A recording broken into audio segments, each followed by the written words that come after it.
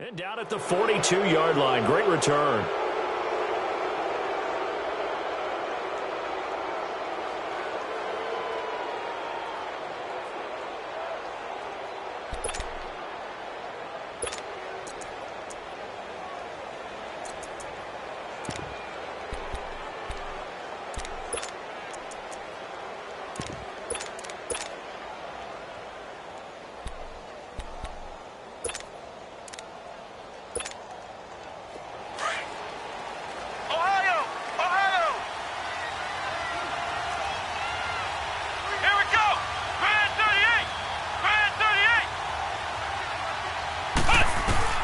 Dobbs looking to throw on first down.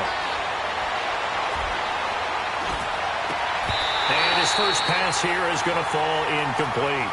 Even without a ton of pressure in his face, it just shows how difficult it is to pick apart his own defense. Those guys are sitting back, and they're not playing receivers as much as they're playing the eyes of the quarterback and when he delivers the ball. Come on, let's go! Grand 38! On second down, Dobbs. They'll find Juju Smith-Schuster. A very nice pickup of 33 yards. And let's face it, that what we just saw there, not a surprise, is it? I mean, this is what he does well. And if you don't tackle him as soon as he catches the ball, this is the end result. Big yardage afterwards. Got the speed, the agility, so good with run after catch. I'm only in the first quarter, so they better get a wrangle and a hold on that quickly. Yeah, you're exactly right. And what's really difficult to try and defend him is if you want to press him so that you get him on the ground quickly after the catch, a lot of times he'll just run past you at the initial point of contact, and he'll go deep. 2nd and 5 after the 5-yard completion on first down. Here we go! Grand 38! Grand 38! Out of the gun, Dobbs. He rifles one that's intercepted. Picked off by a former first-round pick, DJ Hayden. And this return is going to be halted right around the 28-yard line. Well, Brandon, this is a former first-round pick, and he's been a bit of a disappointment in his career up till now, but he's still got room to grow, and this is an excellent play right here to come away with the football. Bortles leads the Jags up 1st and 10 at their own 28-yard line. 11. 11B. So after the INT, it's Bortles. Into heavy traffic, and it's intercepted. Picked off at the 28. And this one will be brought back to the 22. Well, this is a defense that can confuse even the best of quarterbacks with their zone schemes.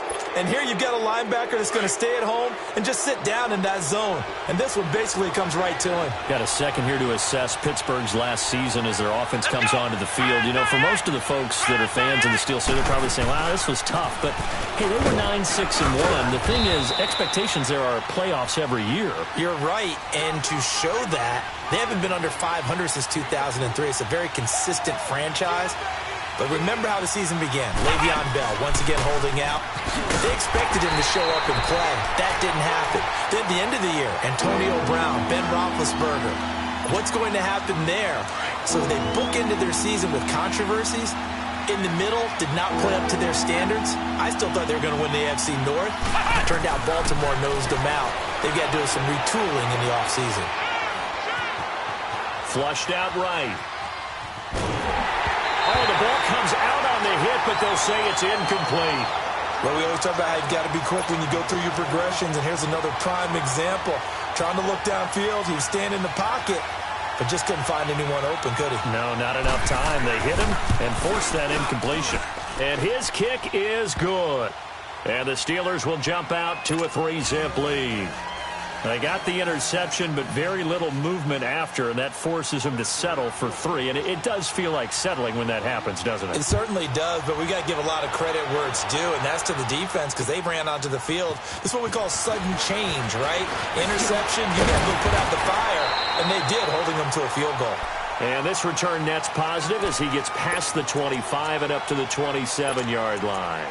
And now out come the Jags. And last time, one play interception. So this offense, they should be fresh. That's a good way of putting it. And I can't wait to see what they decide to do with play calling. Because a one-play drive where you throw an interception, A lot of people think the very next time out, run the football, don't give him a chance. Maybe play action? I think maybe you go play action, show your quarterback, you get a little confidence in him, and let him fling another one. Trying to shake off the interception. He'll look to throw.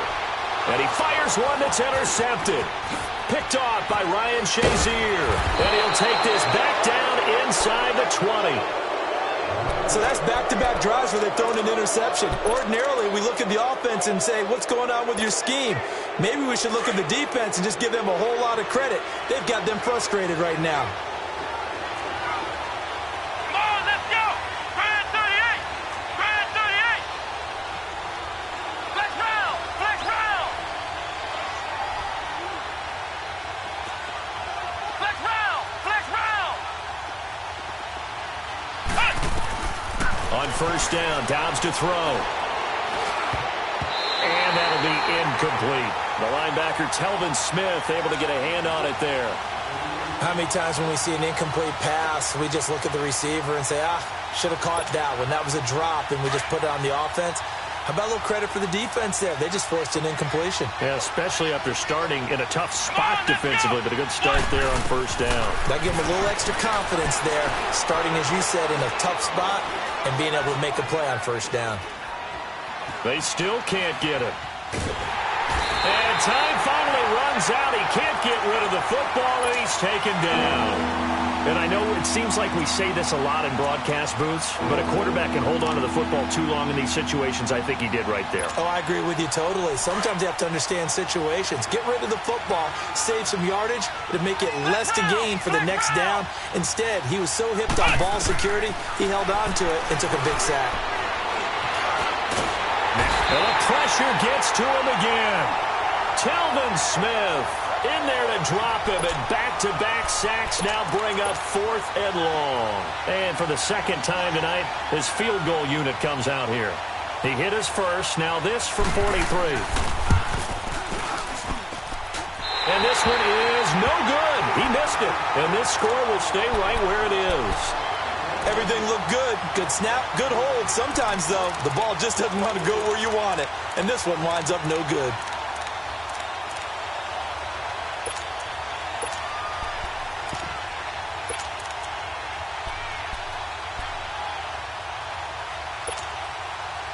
Bortles leads the Jags up 1st and 10 at the 33-yard line.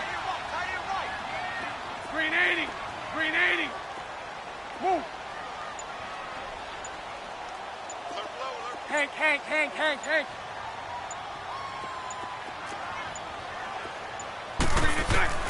Trying to shake off the interception from the last drive. He'll look to throw. And to the 43. So down inside the 45 to the 43-yard line. That's where they'll take over. So that is 3 interceptions now in this first half. And you hate to ask the question, but let's be honest. We're thinking about it. Do you need to go in a different direction next series? Potentially. We know that he's probably not going to be on the Pro Bowl ballot. That's not really his stature here. But he has been their starting quarterback for this game. So they got to weigh things about who's behind him. Do they think he can snap it back into gear? Maybe change up the play calling to help him out a little bit. Partner, he was going through his progressions. Not there, not there. After about the 3rd one, he decided he better pull it down and run for it. And he slides down and avoids the hit for good measure. Wide open receiver complete. And finally down he goes as they work it inside the 10 to the 7. He got 29 yards that time.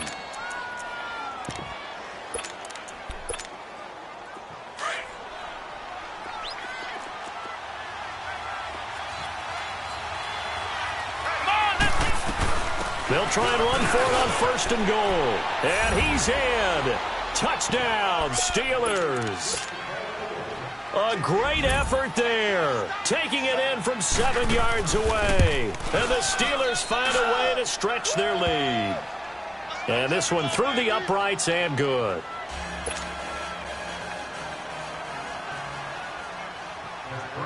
The kickoff unit is out on the field, and they will send this one away. And a fair catch signaled for and taken successfully. Out comes the Jacksonville offense as they get set to take over here. And last time wasn't pretty. One play and an interception. We'll see if they can do better. I want to see if they want to go ahead and throw the ball again now on this drive after what happened on the last one. Throw it on the first play. Give the quarterback some confidence. See what happens. Bortles leads the Jags up 1st and 10 at their 25-yard line. They go back to the air here after the INT on the last drive. Looking left side, and he's got a man. It's Cole. A gain of 6 there on first. He missed on his first 3 passes, was 0 for 3. Now gets a connection. Maybe that'll get him going. Yeah, it wasn't a time for panic, but there was some concern because once you start in a certain pattern, you're wondering, can you get out of it? And that flips the other way, too, when you're throwing it really well. In this case, now he's got his first completion. They think he might be off to the races. Incomplete over the middle, Safarian Jenkins. And he'll be taken down, but not before field. A good pickup there at 22. Operating out of Steeler territory now. Here's 1st and 10 at the 47. Working from the gun, it's Bortles. He's going to rifle one deep, and for the 4th time tonight, it's an interception. Picked off by Cody Sensabaugh. And he's going to take this one back to the 37-yard line. We haven't even escaped the first half, and he's already thrown 4 picks. And Brandon, back in the good old days, probably back before you were born, if your starter threw 4 in the first half, he might throw 8 or more for the game because they weren't going to pull him out. But nowadays, the patience level isn't quite there. He's going to have to make some real adjustments, or the backup may see some time.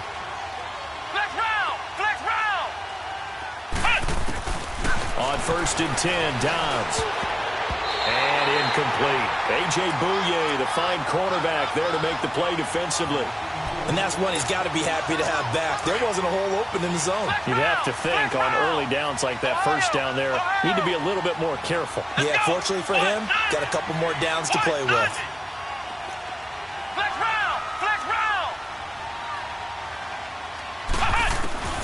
Dobbs now on 2nd down. Oh, he's got a little daylight. Throw left side, complete to Smith-Schuster. And into the end zone. Touchdown, Pittsburgh. A big play there. 63 yards. And the Steelers are going to add on to their lead. Now they'll line up to kick the extra point. And, oh, it's no good on the PAT, so they can't add on here. And our score is going to stay right where it is.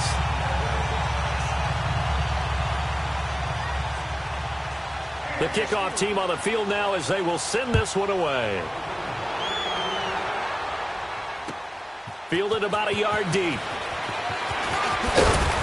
And all that work, but he stopped where he ultimately would have been, and he's simply taken a knee, and that's the 25-yard line. And out now comes Jacksonville as they get ready to go. And following the interception, just any interception, are you a little bit more cautious when you start that next drive, or no, you just throw that out the window? I think you are. I don't think that there's any way you can run back out there and go, totally didn't affect me. Let's just go ahead and be loose with the football again. You're going to take care of it, but you have to be careful about being too cautious because now you can't run any offense at all. Still want to attack. We'll see how they attack him here. Oh, he's got a man wide open, complete. A really good pickup of 28 yards. Well, clearly one of his advantages as a passer is his height. Sit back in the pocket, fired over the middle. That makes things tougher defensively, doesn't it? It really does.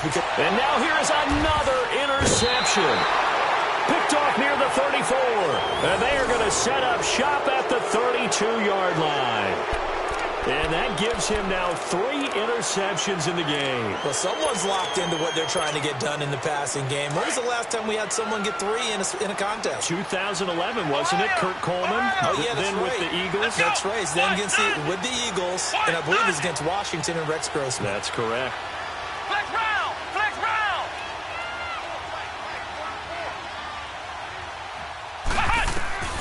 Back to throw Dobbs.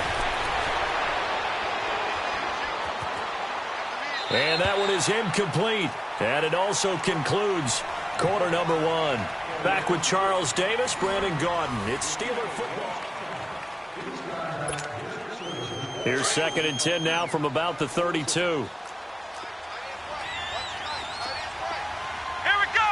190. From the shotgun, here's Downs. Over the middle, hauled in by Smith-Schuster.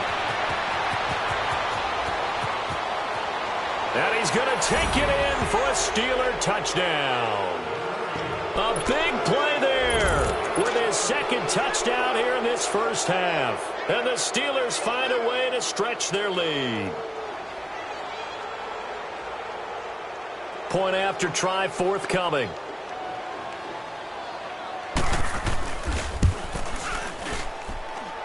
Point after, right down the middle. And the decision to just kick the extra point winds up successful.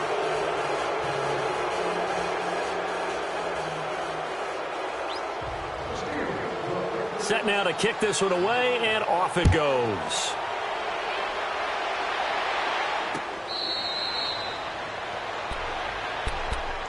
Here comes the Jaguars offense as they get set here. And some dangerous territory. You're already down 3 scores. A 3-and-out here, or an inability to put any points up. This one might be over by half. Yeah, and what you also have to guard against is calling every play for a big shot downfield. You know, thinking you're going to get all these points back on one drive. You're not. And last time I looked, it's still the first half.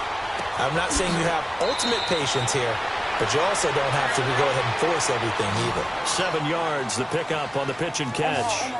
The goal for any offense versus his own defense, find the holes where guys are available and put the ball on the receiver before any defender can step up and fill it. They did it well there. Perfectly executed crossing route. Throwing again on 2nd down, but this time it's incomplete.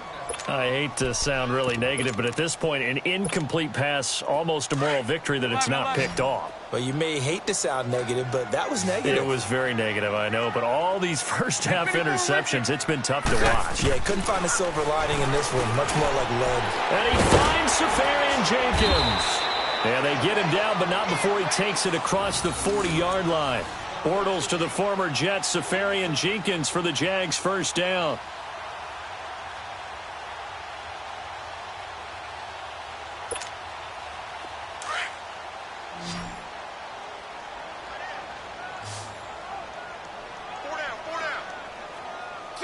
Green 80. Hey, spread right, smack. Bortles now on first down. And my goodness, another interception. Picked off near the 42.